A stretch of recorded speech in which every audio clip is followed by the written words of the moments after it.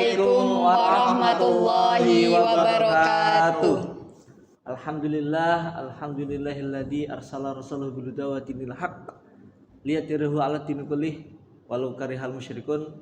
Wassalatu wassalamu ala Rasulillah wa ala alihi wa mawalah, amma ba'd.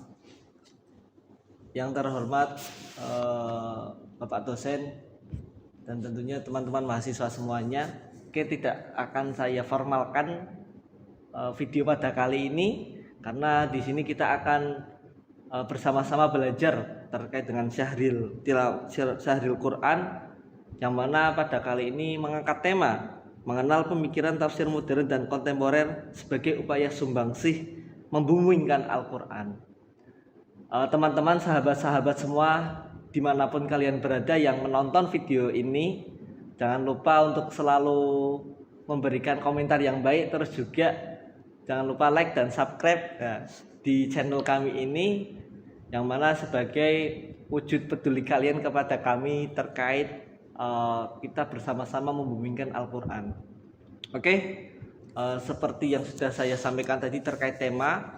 Nah, pada awal kali ini saya akan membacakan terlebih dahulu ayat suci Al-Quran. Nah, tapi sebelumnya dari kami juga izinkan memperkenalkan diri dari kelompok 7 ya, tentunya mata kuliah PTMK ataupun penafsiran pemikiran tafsir modern dan kontemporer, yang beranggotakan saya Ahmad Fatur Rizky, NIM 31200047. Di samping saya ada Mbak Dewi Mamunah dengan NIM 319093, dan di sampingnya ada Mas Khairul Naim dengan NIM 31200028. Oke, langsung saja saya bacakan terlebih dahulu ayat suci Al-Qur'annya, yang mana pada kali ini yaitu pada surat Al-Kahfi juz 16 ayat 109. Mari kita dengarkan bersama-sama ya. A'udzu billahi minasyaitonir rajim.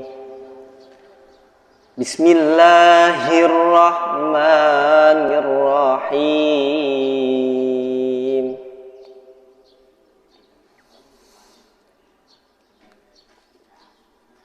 Qul law kana al-bahru midadan li kalimati rabbi lanafidal bahru qabla an tanfada kalimatu rabbi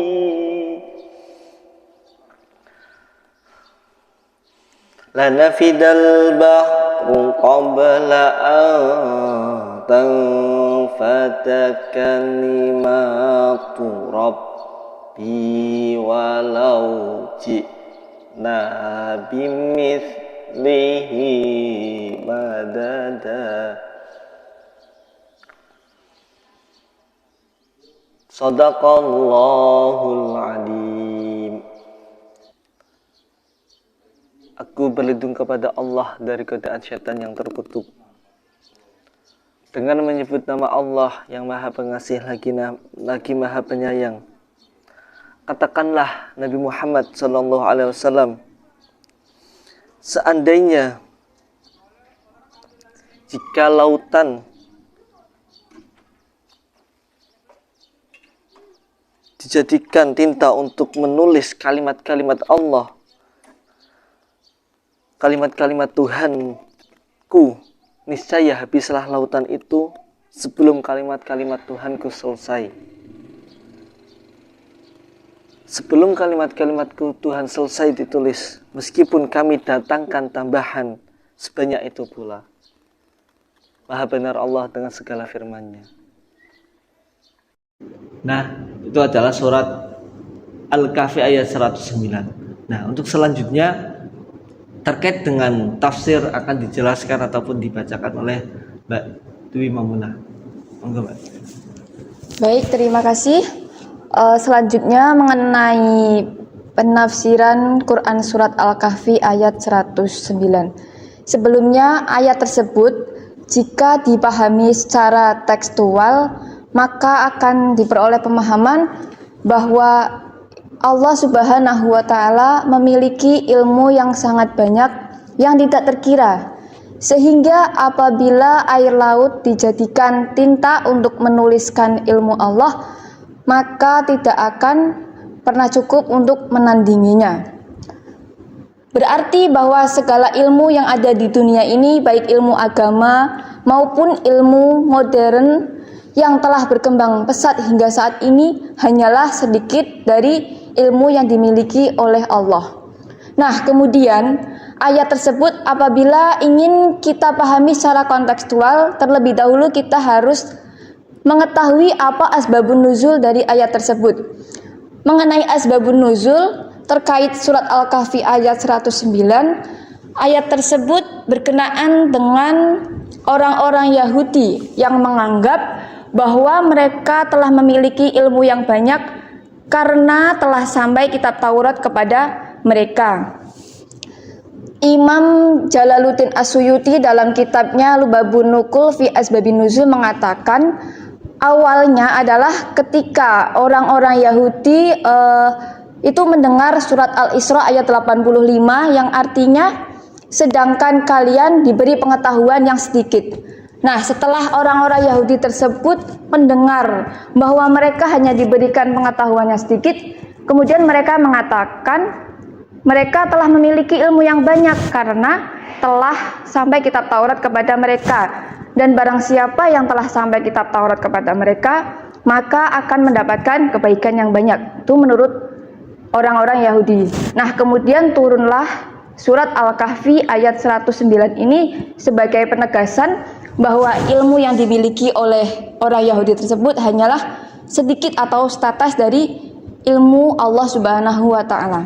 Nah, setelah kita mengetahui tentang asbabun nuzul dari surat Al-Kahfi ayat 109 tersebut, kita perlu mengetahui penafsiran dari kalimatullah atau kalimatur Rabbi yang terdapat pada ayat tersebut. Di sini kami mengambil 3 penafsiran. Yang pertama ada tafsir Ibnu Katsir, yang kedua ada tafsir At-Tahrir wa Tanzil, dan yang ketiga ada tafsir fi Dhilalil Quran. Untuk yang pertama mengenai tafsir Ibnu Katsir, Ibnu Katsir dalam kitabnya mengatakan apabila seandainya air lautan itu dijadikan tinta bagi pena untuk menuliskan ilmu Allah, kalimat-kalimat Allah dan hikmahnya, maka air lautan tersebut akan kering terlebih dahulu sebelum ilmu-ilmu Allah tersebut dapat dicatat semua. Nah, untuk kalimatullah atau kalimatur Rabbi pada redaksi ayat tersebut termasuk juga dengan nikmat-nikmat Allah Subhanahu wa Ta'ala. Itu kalau menurut penafsirannya Ibnu Katsir. Bahkan perumpamaan nikmat di dunia dari awal sampai akhir dengan nikmat di akhirat itu ibarat satu biji sawi di atas hamparan muka bumi.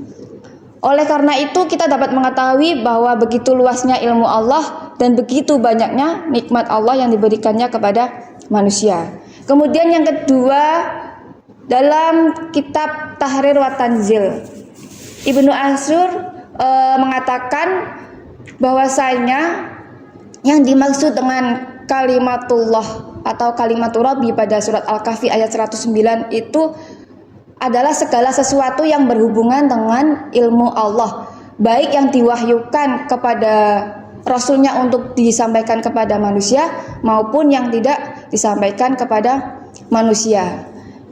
Dan gambaran air laut itu adalah untuk menggambarkan sesuatu yang sangat banyak. Nah, sesuatu yang sangat banyak tersebut merupakan wujud keagungan dari pemiliknya, yakni Allah Subhanahu wa Ta'ala. Nah, bahkan sesuatu yang sangat banyak itu tidak seberapa jika dibandingkan dengan ilmu yang dimiliki oleh Allah. Kemudian yang ketiga adalah dari tafsir fi Dhilalil Quran karya Sayyid Qutb. Nah, di situ Sayyid Qutb mengatakan bahwa kalimatullah itu perumpamaan untuk menggambarkan perbandingan ilmu manusia dengan ilmu ilahi. Sedangkan air lautan itu menggambarkan bahwa yang dikiranya ilmu manusia itu sudah banyak dan sudah melimpah, tapi ternyata jika dibandingkan dengan ilmu ilahi atau ilmu Allah itu hanya sedikit, tidak seberapa atau tidak ada bandingannya sedikit pun. Selain itu juga kalimatullah itu juga dapat menggambarkan ilmu yang dimiliki oleh Allah itu tidak ada batasannya, dan tak ada satupun manusia yang dapat mengetahui puncak ilmu yang dimiliki oleh Allah Subhanahu wa taala. Nah, itulah tiga penafsir yang kami ambil untuk menafsirkan surat Al-Kahfi ayat 109. Terima kasih ya. Untuk selanjutnya penjelasan terkait dengan korelasi dari tema ini yang akan disampaikan oleh Mas Khairul Naim. Monggo. Baik, yang selanjutnya yaitu pemikiran tafsir modern penambahar, yang pada kali ini saya mengambil tokoh yang bernama Abdullah Said. Yang pertama yaitu biografi Abdullah Said. Abdullah Said merupakan profesor Saudi Arab dan Islam di Australia, tepatnya di Universitas Melbourne, yang sekarang dirinya menjabat sebagai Direktur Pusat Kajian Unggulan Nasional dan Wakil Direktur pada Pusat Hukum dan Masyarakat Islam. Beliau dilahirkan di Maldives, tepatnya pada tanggal 25 September tahun 1964. Said merupakan keturunan bangsa Arab Oman yang bermukim di Pulau Medo yang masih dalam bagian dari kota Abduh Atol. Pada tahun 1977, ia meninggalkan kota kelahirannya untuk melanjutkan pendidikan di Arab. Di Arab Saudi beliau belajar bahasa Arab dan memasuki beberapa pendidikan formal seperti Institut Arab Dasar pada tahun 1977 dan sampai dengan 1979, dan Institut Bahasa Arab Menengah pada tahun 1979 sampai dengan 1982. Serta Universitas Saudi Arabia di Madinah pada tahun 1982 sampai dengan 1986. Di tahun selanjutnya, Said melanjutkan studi di Australia dan meninggalkan Arab Saudi. Said mendapatkan beberapa gelar akademik di negara Kanguru itu. Hingga saat ini masih tetap mengajar pada salah satu universitas ternama di dunia. Yang selanjutnya yaitu paradigma pemikiran Abdullah Said. Abdullah Said banyak mengapresiasi pemikiran Faidur Rahman yang membahas tentang double movement.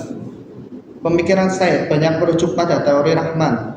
Dalam makna kritis tentunya bermaksud untuk mengembangkan teori ini. Teori Said seperti sebagaimana Rahman yakni berpusat pada Al-Quran, yaitu seperti mengkolaborasikan makna Al-Quran, mengingat Al-Quran sebagai sumber pertama hukum. Hal ini merupakan hal yang mendasar.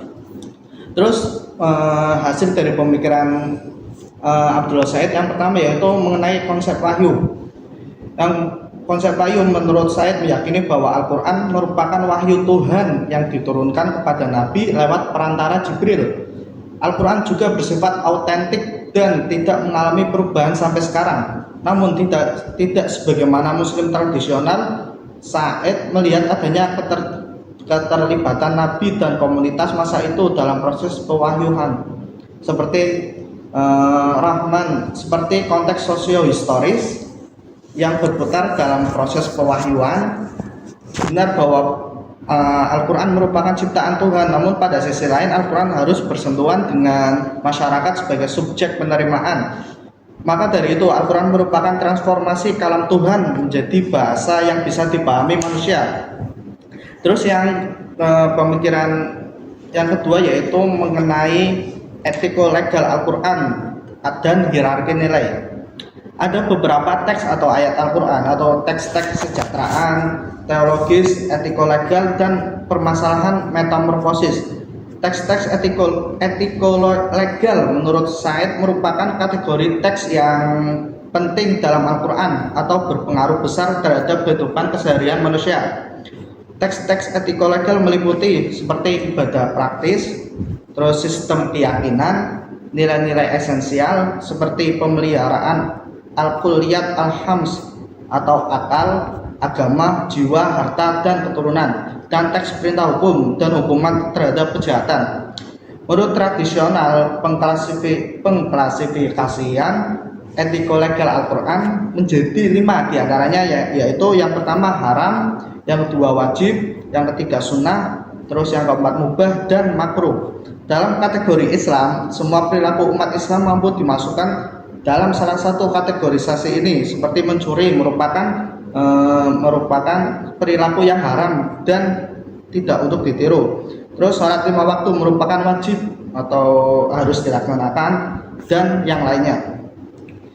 Cukup sekian dari saya kembalikan ke moderator. Oke. Untuk selanjutnya ya, di sini adanya korelasi ataupun yang mana di sini tadi pembahasan terkait ayat suci Al-Quran dengan adanya penafsiran ataupun pemikiran tafsir modern kontemporer, yang mana di sini bisa diketahui bahwa Al-Quran ataupun dalam penafsiran itu selalu mengalami perkembangan, karena sejatinya ayat suci Al-Quran itu tidak hanya untuk menunjukkan satu fakta ataupun hanya untuk mengacungi lah bahasanya, seumpama terkait dengan dalil haramnya khamr, itu tidak hanya fokus pada bahwa khamr itu haram, tapi juga bisa berkembang dengan mengikuti zaman, karena Al-Quran itu sholih likuli zaman wal makan. Nah, begitupun juga dengan hal-hal yang lainnya yang terkadang digatokkan ataupun dicocok logi, dikait-kaitkan dengan ayat suci Al-Quran, itu bisa berdampak ya pemikiran yang bersifat kurang baik lah, ataupun tidak bisa dipelajari ketika hal-hal tersebut tidak dilakukan dengan benar. Mungkin juga berkaitan dengan pemikiran tafsir pada modern kontemporer pada hal ini yang tadi sudah dijelaskan oleh Mas Naim. Ini menjadi bahan belajar bersama untuk kaum intelektual, terkhusus bagi mahasiswa ilmu Al-Quran dan tafsir, dan umumnya untuk bisa disebarkan ke masyarakat luas. Itu bisa menjadi bahan referensi bahwa kita sebagai mahasiswa itu terus menerus untuk mengembangkan intelektualnya, sehingga bisa memunculkan ide-ide yang sesuai dengan zaman dan bisa menjawab tantangan zaman sekarang. Jadi untuk hal tersebut maka diperlukannya agent of change ini ya. Di sini kita semuanya sebagai mahasiswa itu mempersiapkan diri agar mampu menghadapi tantangan yang ada di depan kita dengan berpegang teguh kepada Al-Quran dan Sunnah Nabi ya, yang mana Al-Quran sendiri sudah sudah dikatakan sebagai sahih likuli zaman wal makan. Mungkin itu saja yang bisa kami sampaikan. Untuk itu kami mohon maaf apabila ada tutur kata yang kurang teratur dan kurang tertata karena keterbatasan kami. Kami mohon maaf sebesar-besarnya. Wallahu muwaffiq ila aqwamit thoriq. Wassalamualaikum warahmatullahi wabarakatuh.